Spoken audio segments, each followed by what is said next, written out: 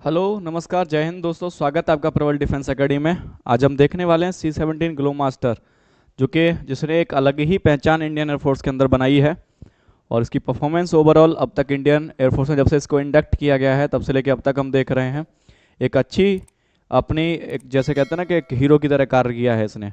Transporter aircraft होते हुए भी एक अच्छा कार्य कर दिखाया है, तो इसलिए हम इसे वायुसेना का महारथी कह करके आजकल बुलाते हैं।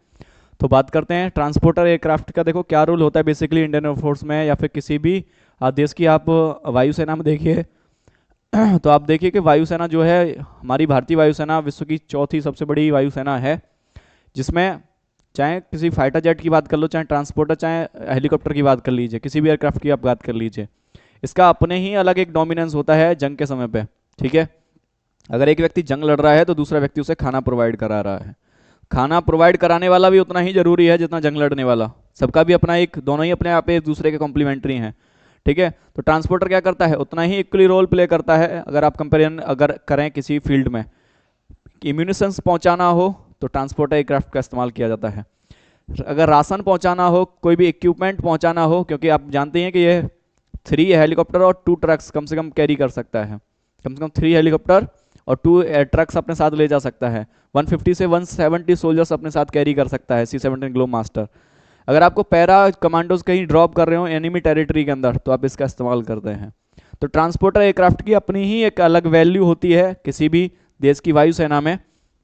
ये जैसे कि आप देखें ना, C-17 ग्लो मास्टर एक भारी भरकम ट्रांसपोर्टर एयरक्राफ्ट है जो कि काफ़ी ज़्यादा फ्लेक्सिबल है कार्गो एयरक्राफ्ट के तौर पे, जो कि रैपिड स्ट्रेटजी है उसको बनाने में। जैसे कि आप देखिए, अगर हम एग्जांपल की बात करें तो आप देखिए नेपाल के अंदर आए हुए भूकंप में इसकी परफॉर्मेंस की अगर हम बात करें तो एक अच्छी परफॉर्मेंस ओवरऑल इसने दी। जब हमने राहत सामग्री पहुंचाई तो उस तरह के टरेन में भी इसने एक अच्छी लैंडिंग, सफल लैंडिंग करके सामान को सुरक्षित तरीके से पहुंचाया।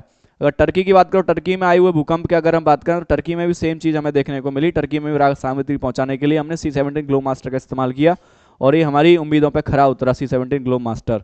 ऐसी ही प्रकार से अगर आप बात कर लें, चाहे अफगानिस्तान का केस ले लें या कहीं से भी अगर इंडियंस को इवैक्यूएट करने की बात आती है, तभी भी C-17 ग्लो मास्टर का नाम सबसे आगे होता है। इसलिए इसने अपनी वायुसेना में एक अलग ही प्रकार की पहचान इस तरीके से बना रखी है। ठीक है, अगर इसकी हम बात करें तो इसमें देखेंगे सबसे पहले 1995 में इसकी अगर आप स्पीड की बात करोगे तो 0.74 मैक के करीब होती है।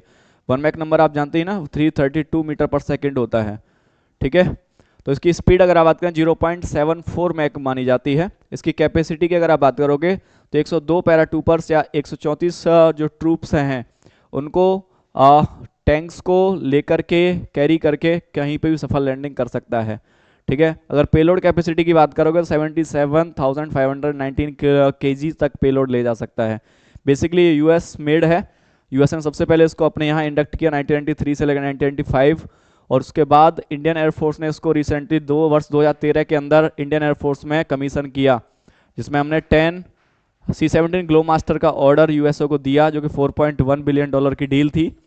आप देखेंगे इसके अंदर इंडिया ने ये जून 2013 के अंदर हमने इस चीज़ को कमीशन किया, जिसे स्काई लॉर्ड भी कह करके हमने निकनेम इसका दिया है ना। इसके नाम से अलग स्क्वाड्रन हमने इंडक्ट करी इंडियन एयरफोर्स के अंदर, जो कि ट्रांसपोर्ट करता है टैंक्स को, गन्स को, आर्टिलरी गन्स को, या फिर कहीं पर भी राशन, लैंडिंग ट्रूप्स, पैराड्रॉपर्स, सभी को भी।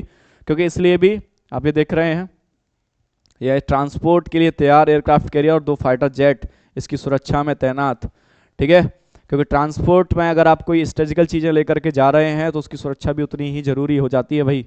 ठीक है, हालांकि ये अभी संख्या में कोई बड़ा नंबर नहीं है इंडियन एयरफोर्स के अंदर, 10 है, लेकिन लग रहा है जिसकी परफॉर्मेंस देख करके हो सकता है कि इसका नंबर इंडियन एयरफोर्स के अंदर बढ़ जाए आने वाले समय में। नेक्स्ट अगर बात करेंगे, जैसे कि आप देख ही रहे हैं कि इसका प्राइमरी फंक्शन आप देखोगे कार्गो एंड ट्रूप्स ट्रांसपोर्ट के लिए किया जाता है। इसको बनाया है बोइंग कंपनी ने।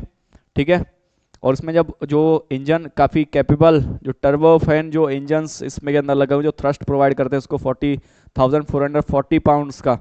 और इसका विंग स्पैन अगर आप देखेंगे, विंग स्पैन इसका अगर बात करें तो विंग स्पैन आपको देखने को मिलेगा 169 फीट और 10 इंचेस अप्रॉक्स आपको देखने को मिलेगा। मीटर में अगर बात करें 51.75 मीटर के करीब इसका विंग स्पैन रहेगा। लेंथ की अगर आप बात करेंगे तो लेंथ आपको देखने को मिलती है 174 मीटर, 174 फीट जो लगभग होती है 53 मीटर। इसकी अगर हाइट की बात कर लें तो हाइट लगभग रहती है इसकी 55 फीट 1 इंच, जो लगभग 17 यानी 16.79 मीटर के अप्रॉक्स इसका रहता है। कार्गो कंपार्टमेंट की बात करेंगे तो उसका 88 फीट का रहता है, जो लगभग 26.82 मीटर्स। विड्थ वाइज बात करें तो 18 फीट जो 5.48 मीटर्स रहता है। हाइट की बात करें तो 12 फीट 4 इंचेस जो लगभग 3.76 मीटर्स के करीब रहता है। ठीक है, तो ये एयरक्राफ्ट कैरी जो आपका ट्रांसपोर्टर एयरक्राफ्ट। और बात कर लें इसकी कुछ ऐसे स्पीड देख लें तो ये रहती है हमारे पास में, ये 28,000 फीट की ऊंचाई पर उड़ान भर सकता है। मैक में हमने देख ही लिया था 0.74।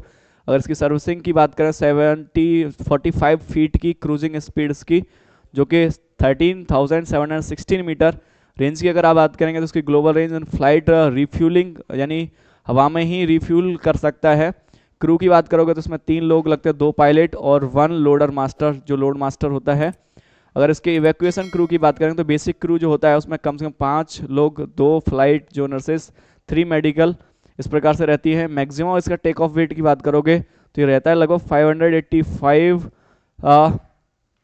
जो पाउंड्स है, जो लगभग हो जाता है 352 किलोग्राम्स के करीब। आगे अगर इसके बात करें लोड कैपेसिटी तो 102 ट्रूप्स को लेकर के या फिर 36 लीटर्स एंड 54 एम्बुलेटरी जो पेशेंट्स हैं उनको लेकर के आसानी से उड़ान भर सकता है। इसकी अपनी अलग अलग कैपेबिलिटीज़ ही हैं। 3 helicopter, 2 trucks, 170 normal soldiers, para troopers 150। तो अपनी अलग अलग खासियतों के लिए C-17 ग्लोबमास्टर इंडियन एयरफोर्स में एक अलग ही पहचान बनाए हुए है। और हो सकता है रिसेंटली आने वाले समय में इसका नंबर हमें इंक्रीजमेंट देखने को मिले कि इसकी संख्या बढ़ा करके, और जो कि अभी 10 का जो ऑर्डर है ये हो सकता है आने वाले समय में, क्योंकि इसकी परफॉर्मेंस काफ़ी शानदार है। तो उम्मीद है ये वीडियो आपके लिए हेल्पफुल रहा होगा, जानकारी भरा रहा होगा। मिलते हैं अगले इसी प्रकार के एक और वीडियो में, तब तक के लिए जय हिंद दोस्तों।